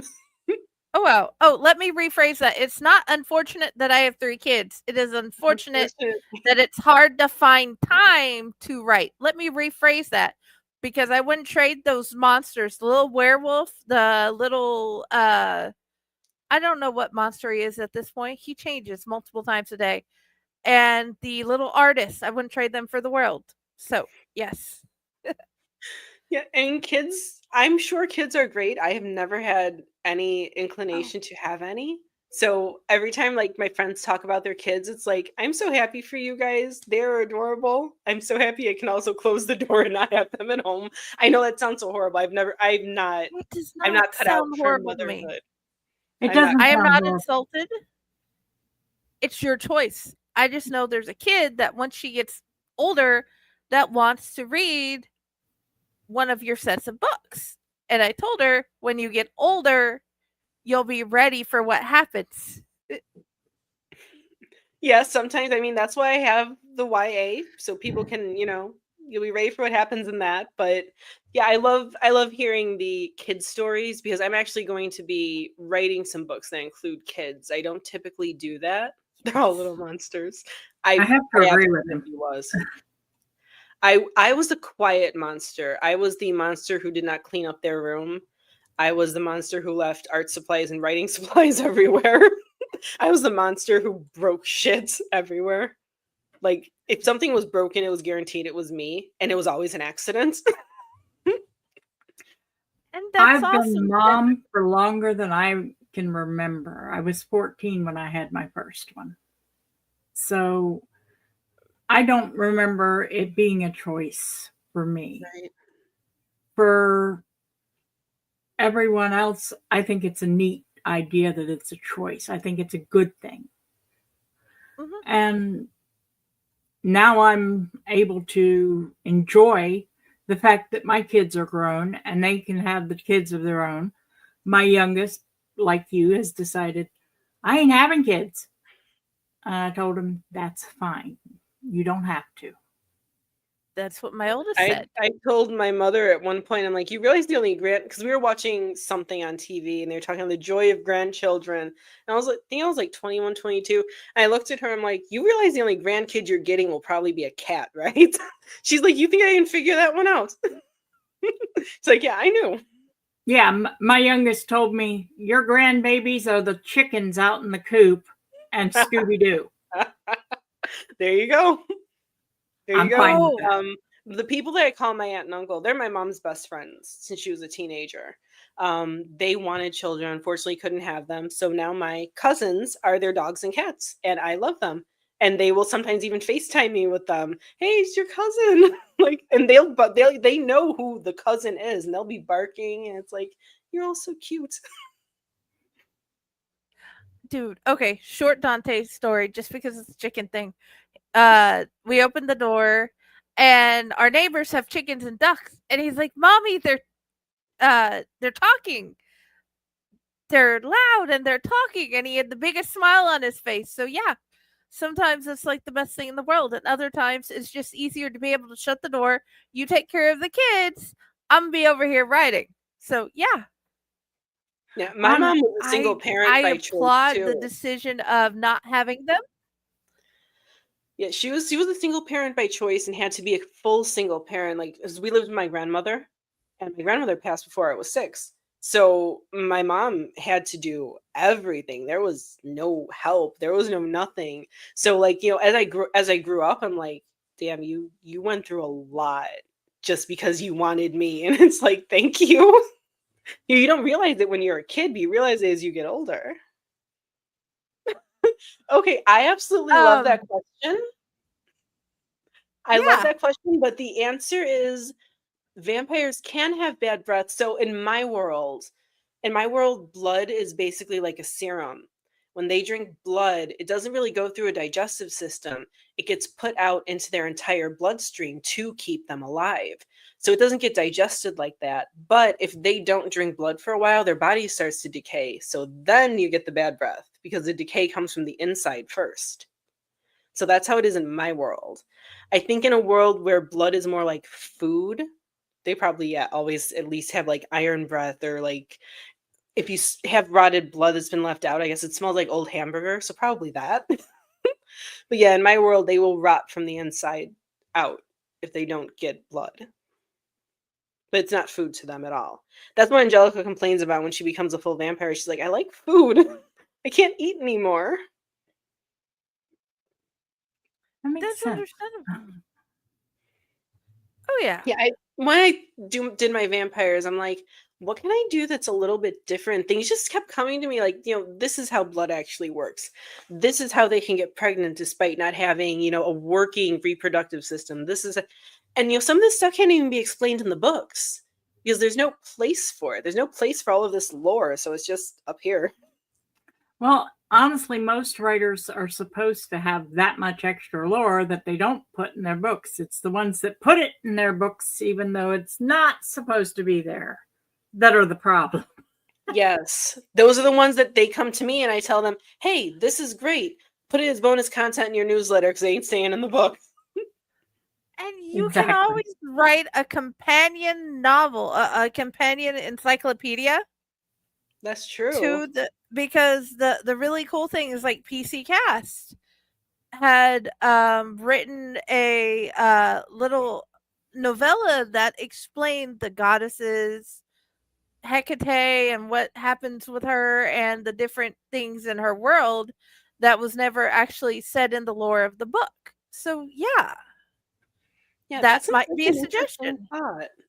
Maybe even a Kickstarter add-on, not for this Kickstarter. That would not work. I do not have the time because I have to set up all of the other things for it. But that's an interesting thought. I just had a client when I was editing her, like, I don't know how many books of hers I've edited. It's definitely over 10. But one of the things she always does is her characters always center around food and like this big found family plus blood family. And it's a very nice feeling. They're romantic suspense, but she always makes sure she has this homey, and she always gives them a menu when they have these gatherings. And she has so many of them. I messaged her, I'm like, do you ever think of writing a cookbook? Because they're real recipes that she made. Like, do you ever think of doing a cookbook and doing a Kickstarter? Because that would be really awesome. And like, even though I have the recipes, because I've edited, it's like, I want it. I want it. I want to do that. And I want to cook your recipes. So she's thinking about it. I hope she does it because I just think it would be something really cool. You say I'm fucking sparkling? No, there's no sparkling. There's no sparkling. The only sparkling is I just redid my editor bio on my website, and I said if you want your books to sparkle like Edward Cullen sneezed all over them, you can come to me. Yeah, I saw that. I thought that was funny as hell. That's why I shared it. That was right as I was typing. I'm like, I can make your book sparkle. I'm like, oh shit, like Twilight. I'm like, oh wait, like Twilight, I can use that. Yeah, for the first time ever, I can use that. One of my readers, who is a good friend of mine, and I've known him since before I was writing. He actually told me I was the one who brought him back into liking vampires after Twilight just completely turned him off. And Angelica like kind of brought him back. I'm like, that's one of the best things you could have said to me. I don't mean any hate for anyone who is a Twilight fan who happens to watch this. I actually got told once, if you hate Twilight, it's just because you're jealous that she's more talented and famous than you. Oh, and I just remember staring at the screen when I got that comment, like, no, honey, I'm not jealous of someone who's using vampires to spread the Mormon religious agenda. Thank you. I'm not jealous of that, I promise. But it's not there's just so many problems written book either. That's just it. Like, there are a ton of vampire books I don't like the plot. It's just not everything is going to appeal to me just because it's vampires. But she's not a very good writer. No, she's not. Her I got halfway through the book and I couldn't stomach anymore. And I have read some really bad books just because I wanted to read. But that one, I couldn't even get halfway through it. It was just, oh. It was just, it wasn't for me. And I read a lot of YA vampires. Again, the saga of Darren Shan, or I think in the US they call it the Cirque du Freak series. When it comes to vampire romance, I read Vampire Kisses by Ellen Schreiber. During the time Twilight was out, Vampire Kisses was also being published. Vampire Kisses was for me. It had a goth heroine, a curvy heroine. She was mischievous, and she was always trying to rebel against the bullies and against her small town. And the main character he reminded me of Gerard from My Chemical Romance. The long black hair, like the Helena era of My Chemical Romance, 3 Cheers for Sweet Revenge, the long black hair and the eye makeup. And it's like, yeah, this is my kind of vampire romance. Sneaking around in the dark and making out in the cemeteries. And it's like, it was the goth teenage girl's dream at that point. So it's not that it's, oh, vampire romance, you're just, being elitist. No, I'm not being elitist. I love the stuff. I just think that woman doesn't have a lot of talent. I am also the person who got a Dean Koontz book, and it was so bad, I closed the book when I was done, and I threw it against the wall because his writing was so horrible. I agree with that. I agree heartily with that. That man is nothing but verbose, badly written, word vomit. It's like if Hemingway and James Patterson had a baby that became Dean Koontz. Yes. That's how I feel. Oh, God, yes. And it's like, I've never abused a book in my entire life. That one got thrown. That one did. It's like, what did I just waste my time reading? And I know not everyone's going to agree with me, and that's fine. That's great. I'm sure there are some people who heard me say Stephen King is my ride or die go-to author, and they're laughing at me right now. That's fine. You can. Definitely not going to laugh at you, but also I put on the Gunslinger series or Langoliers or something as the book I listen to when I go to sleep. I can't say anything. I don't think I've ever heard anyone actually mention the Langolier series, like verbally. Well, it's not a series. Awesome. I say series, but it's a set of 4 stories in a book. So it's a series of stories in one book. That's, yeah. Which was how the Green Mile was also originally written too. So I used to call the Green Mile a series when I was younger. It's like, no, just because you read them like that, because that was what the used bookstore had. We didn't have a lot of money. I was used bookstore, and then every few months I would accrue enough allowance to go and buy a new book. Mine was the library. That was it. And I would check out every bit of what the library would allow me and return them read in time. Even though I was a teenager, at some point at the library, they allowed me to have an adult library card because they knew how much I read and what I read. So between our library for the horror stuff and like grown-up books, and then my school library when I was younger, that was how I read all the Judy Blooms. I read the Babysitters Club when I was little, all of that stuff. Yeah, I think I would have died without a library. I would have just been so screwed. My family used to joke if they didn't know what else to get me, get Patty a book. That was always going to be something that Patty would like. Get her a book. Dude, at one It point, didn't matter what type. very true. At one point with my kids, they were using all the books on their cards, all the books on my cards, except for one. I'm like, I'm getting these 2 books. You can deal with it. And all of Daddy's library books. And then we'd return them 2 weeks later because each of them had to have their own nighttime story. And yeah, we'd just go through them in 2 weeks. That's awesome, though. Her Dante is the reason why I'm writing kids' books again. Really? He can barely read. He's just starting to pick up words here and there. We had read the book so much, he had flipped through the page and told me the words exactly as she wrote them back. And I'm like, yeah, I can see why you asked for more. When it gets to the point when you're memorizing them, that was how I taught myself how to read when I was around 2. I was memorizing the words, and I would recognize the words and the patterns, and eventually just clicked in my head. And that's how I started reading. Well, with him, it was the books that he was reading was stories I was telling my child when they were Dante's age, that I decided I just wanted a physical copy of. So I published them for that reason. I just wanted a physical copy of them. And if some other kid got to enjoy them, that was great. So I get a message from Jenny goes, Dante says, can I please have more Pip? Oh, but that's so cute. I love that. I love that you are inspiring a little kid to get reading. That is awesome. Dude, and then, he's told, of course, 8 different stories today. Yeah, Serena he made is up. my dark, adult author, writes nothing but horror and dark fantasy. And now Serena's putting out a kid's book this year because Dante wanted Serena to write a story for him. Oh my God. So he saw this skeleton holding a sandwich, and he's like, okay, we gotta talk. Ask Raz and ask Patty for a skeleton holding an eyeball sandwich. And I'm like, that is very interesting, child. I'll ask. I love that. I love that. He definitely sounds that's me as a kid. I want the weird shit. The weird shit was fun. I wanted they made it into a cartoon, The Halloween Tree by Ray Bradbury.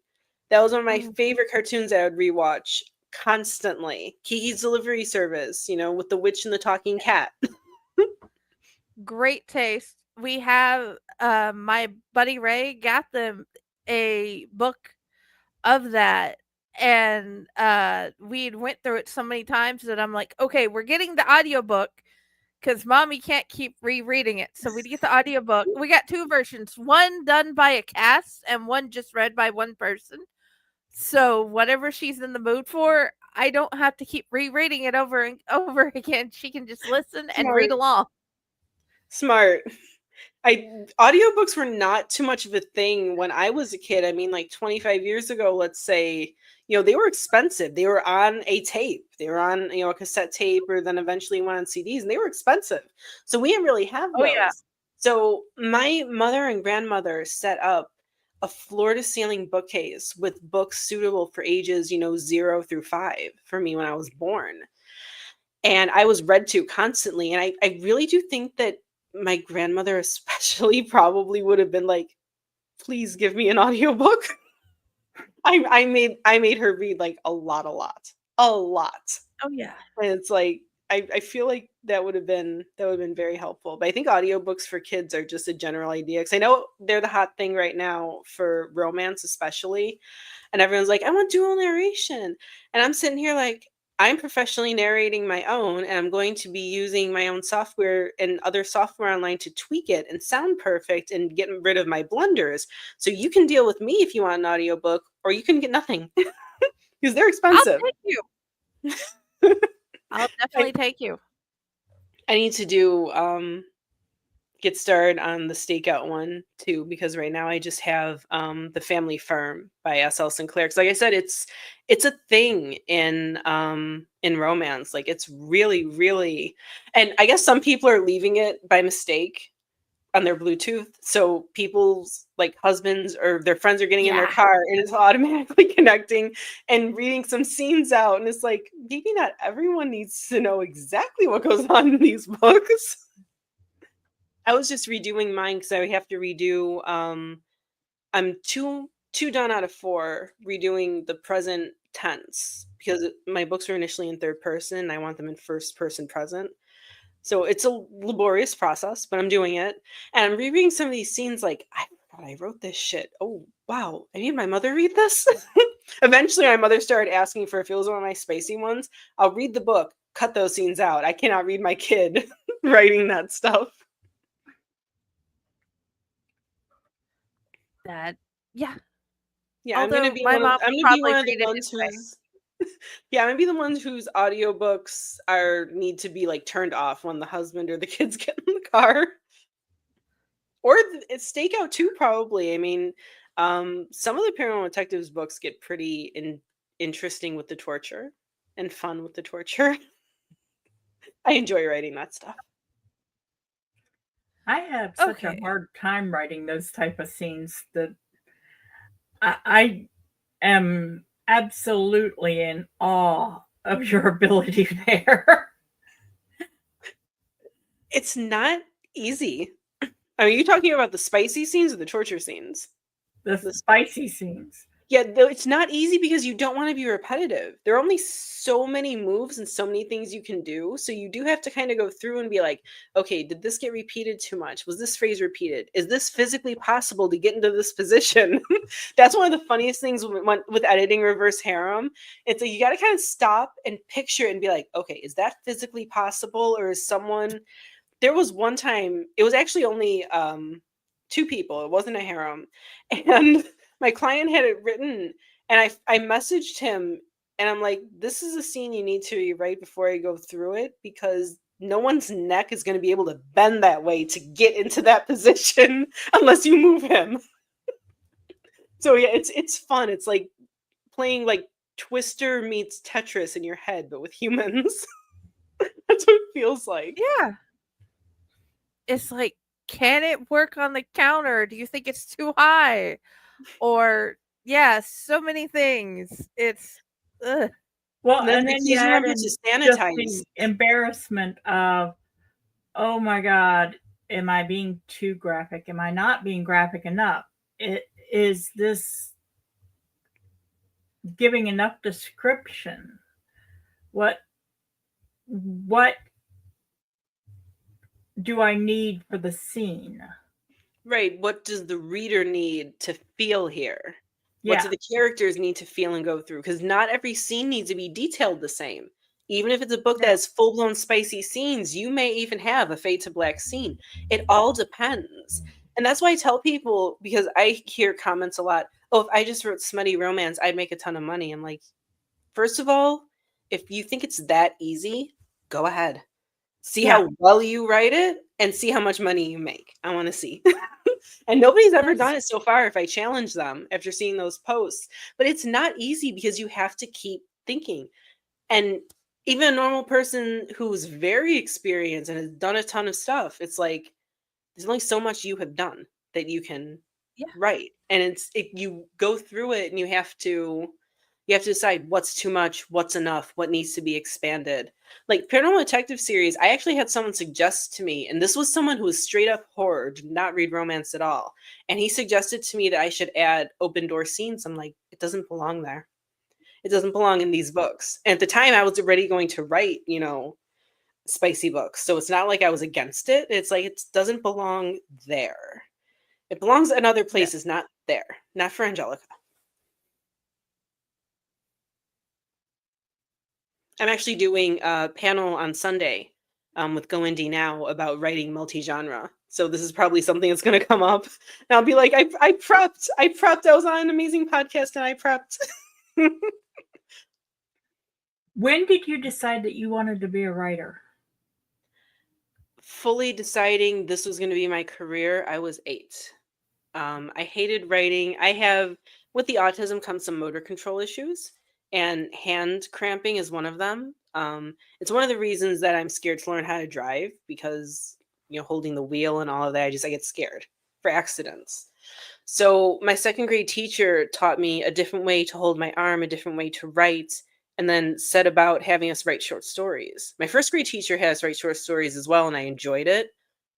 But at the time, I'm not thinking about typing. We weren't really typing. This is 2001, 2002. There wasn't as much typing going on. A lot of people still hand wrote the manuscripts. So in my little brain, it's like, that's not something I could do for a living. But finding out I was able physically to write and put my ideas on paper. Yeah, 8 years old, I knew, like, yeah, I'm going into publishing. I'm going to be a writer. That is going to be my job. That is my dream. I did not set out to be an editor. That happened upon me while I was ARC reading at 17. And, that was when the guy suggested, do you want to start proofreading? And started teaching me, and I started learning. And it's like, oh, this is a good business. This is a good way for me to make my living, so that whatever I earn from my books, I can put right back into my books. Eventually, I would love to have books be my sole income. That is my goal. But yeah, 8-year-old me sits here and sees me 10 years into being published. And I think 8-year-old me would faint if they saw me now. Because as much as I always wanted this, there's always a little part of you that thinks nothing's ever going to happen, especially when you get rejection after rejection, which I did. I queried for 5 years before getting my first acceptance for Stakeout. My original queries weren't for Stakeout, but it was just a 5-year process. And it's like, yeah, 8-year-old little me is really pleased right now. I think we That lost is Jenny. awesome. Can you still hear me? Yes, I can hear you. It popped up for a second without you there. Yeah, I'm not sure what. Yeah, I'm hoping.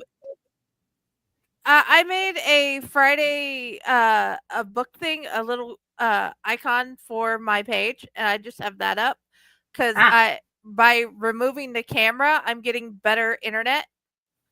Yes, that used to happen to me. I think. I live in the boonies, so it took me a long time. If you see some of my old panels and podcasts that I would do, it was just a hot mess.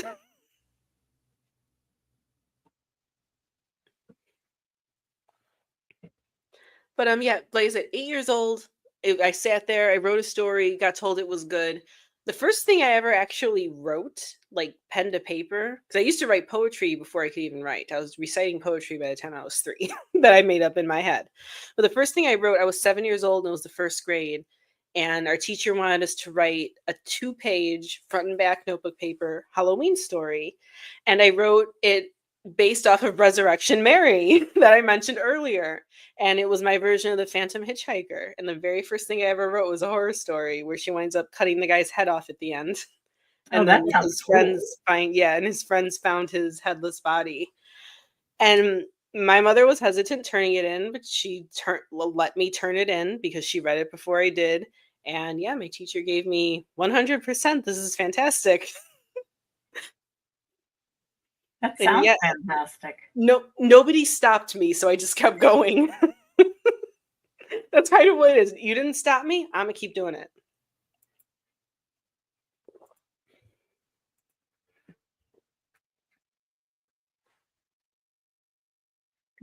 Did you ever think at some point that you might want to do something else other than write, other than edit? My backup was psychology. I was going to go to school for child psychology. That was going to be my... Oh, we did lose her. Hopefully she comes back. She will.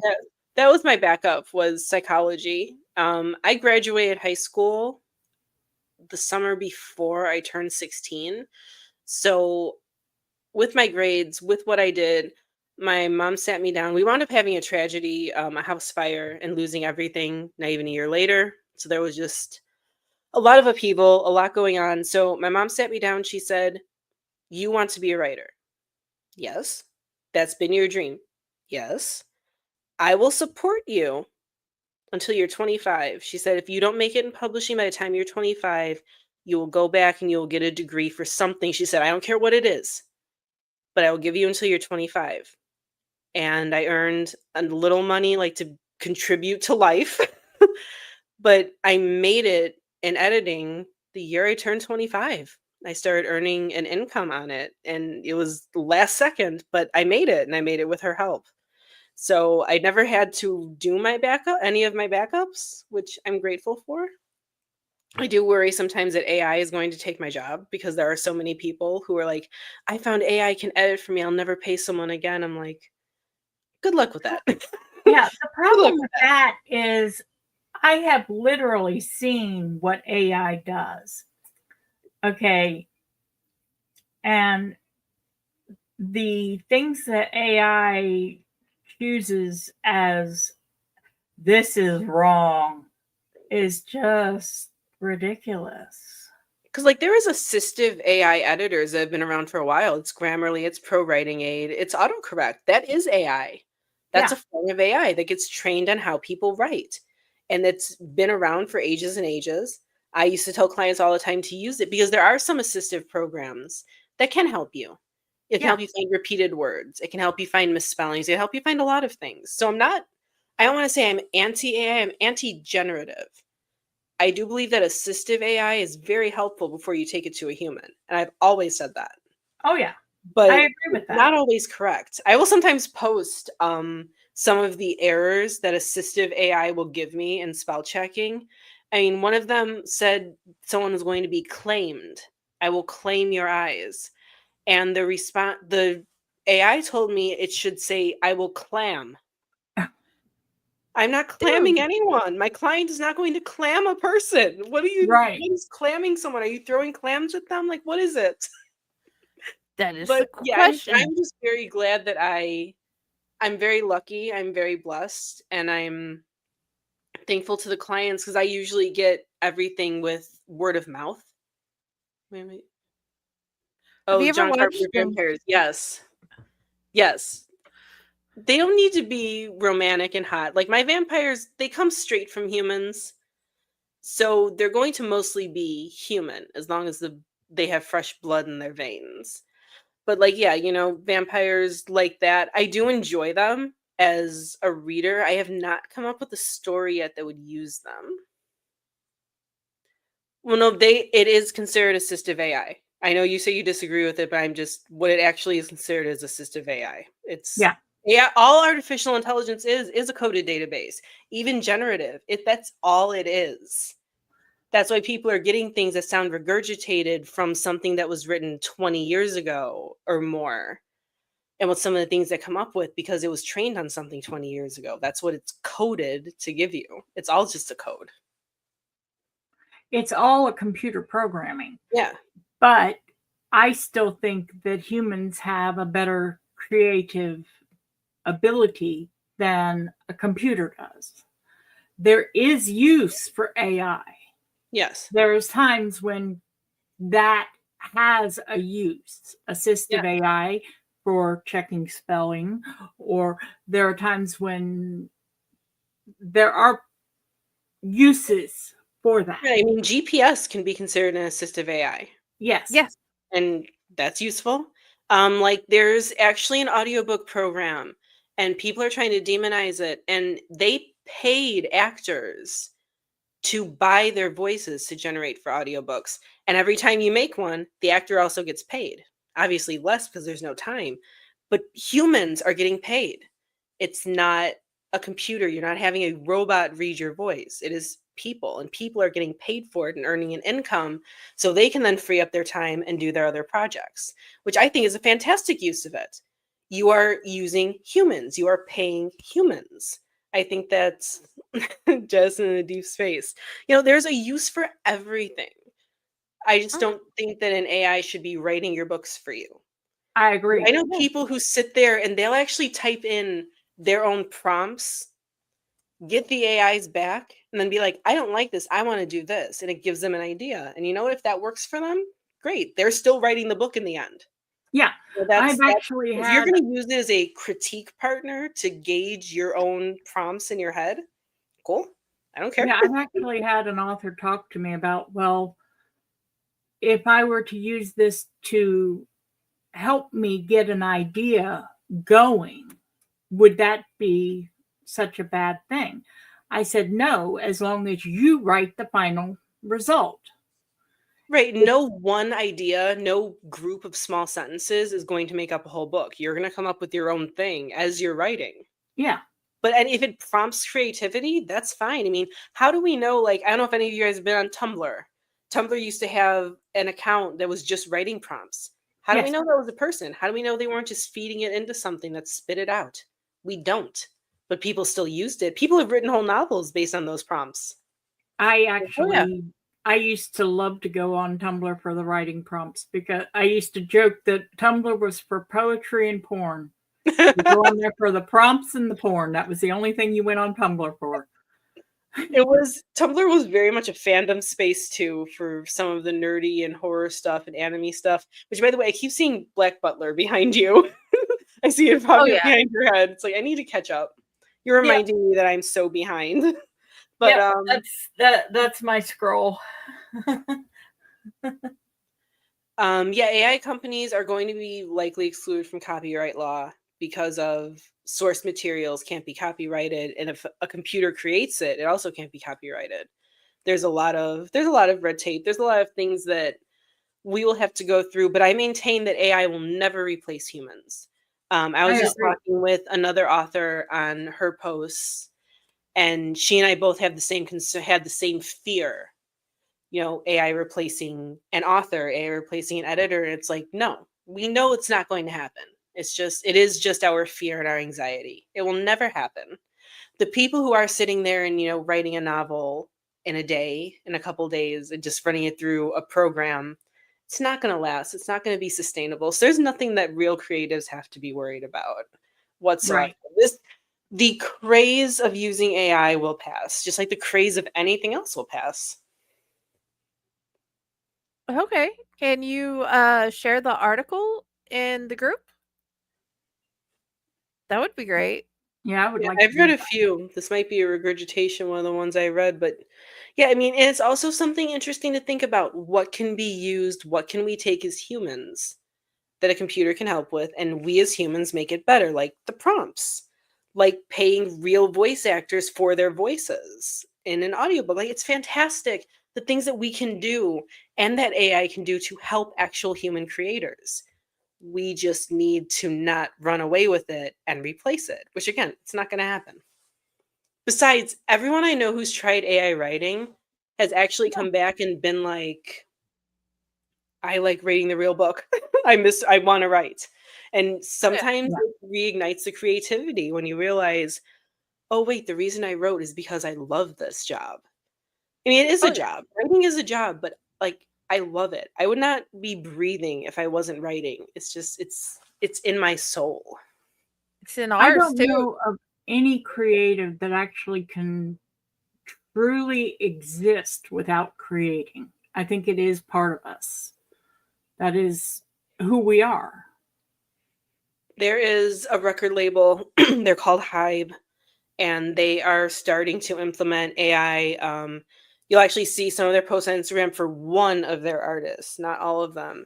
Some of his album was AI generated with his voice. He has some issues with singing. There's a lot there, but it was AI generated. And one of the other artists on the roster, after this happened, actually came out in a live stream and said, I do not support this. I do not agree with it. What is the point? All I want to do is sing. He said, in the day that an AI can replace a human vocalist is the day I quit. And he always maintained that he would never quit until his voice ran out. And this is something my friends and I were actually just talking about, is how, you know, it's a corporation introducing AI. Oh, we can replace humans. And the guy has literally said this. Humans cannot satisfy needs. I'm like, you don't know what you're talking about. You know, you sit there behind a desk with your millions of dollars in your LA mansion. You don't know what a creative person is. Yeah. You don't know the soul. I'm sorry, CEOs don't have souls anyway. We know this. CEOs and multimillionaires and billionaires, like on that level, they don't have souls. Now, if you're a millionaire author, yes, you have a soul. You're fine. You're good. But multi-billionaires like that, they don't have souls. They don't know what it is to create and to have creativity of any sort in your heart. They don't get it, and they never will. I agree wholeheartedly. Okay, ladies, we have gone longer than I had originally planned because I absolutely positively love Lily and my internet hates me. So let's sign off here. I'm gonna ask you both a question. And yes, Stephen, please share the article you were talking about in the group. And I'm gonna ask the question and ask you to tell people where you want to be found. Lily, what's your favorite recipe and where do you want people to find you? Oh, my favorite recipe is my mother's meatball recipe and my family's Italian red sauce recipe. In Italy, we call it sugo. There's different names for it here in America. And we used to make it every Sunday. Now I only make it once a month because it's an 8-hour process. And I feel closer to my mom every time I am making those meatballs and chopping the garlic and have the smell go through my whole apartment. Like it's a happy recipe. It's a happy moment whenever I make that. So that is my favorite recipe. At some point, I actually have a ton of recipes I want to publish, by the way, because I love to cook and bake. But for where people can find me, you can find all of my links, all of my books on lilyluchesi.com. That's my website. And once you go there, you will find links to my newsletter, my business page for Partners in Crime Book Services, and again, all of my books. You can also look up Stakeout on Kickstarter. If you look up my name or if you look up Stakeout Urban Fantasy, it will pop up. The URL is very long, so I'm not going to read it. But yeah, those are the places that you can find me, and it will link you to all my social media and everything for people who watched these 2 hours and thought, oh yeah, I want more of that person. And yes, they should. They definitely should. You're an amazing person. Thank you, guys. You guys have my ego like way, way up. Oh yeah, we came on as the fan club, okay? That's insane to me. Okay. You weren't expecting it? Sorry. No. That's just what we are. Patty, what is your favorite recipe and where do you want people to find you? Oddly enough, my favorite recipe depends on the day. Most of the time, most of the time, an easy and safe recipe for me is something that we used to call hamburger surprise. It's mac and cheese, hamburger, and whatever spices and vegetable happens to be in the fridge. The surprise is whether it's good or not. We make that too, actually. That is a staple in this family. It tended to be a staple when my kids were young too. I don't make it as often anymore.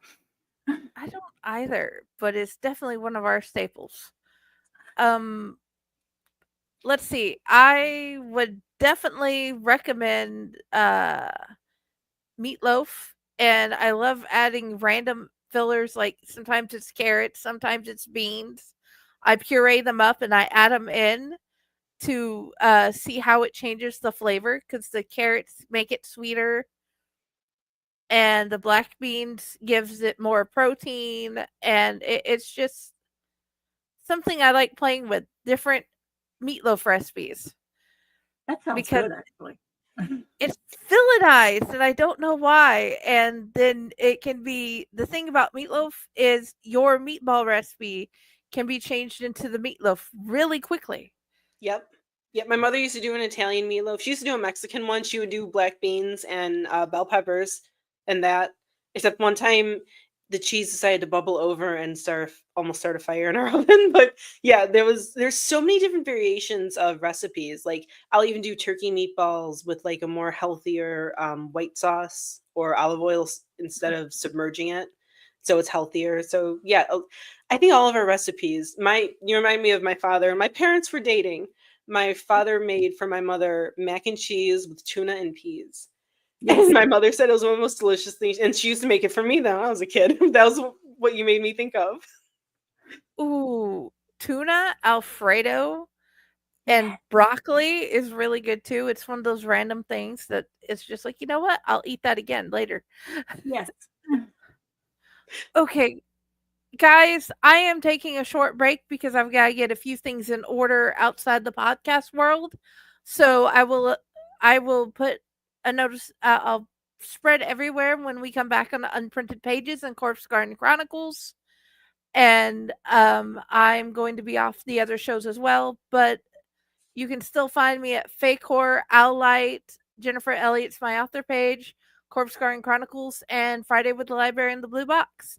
And I will continue sharing everything these two ladies do and a whole bunch of other authors. And you're welcome to come join any of our groups anywhere. And of course, before I leave, see this guy?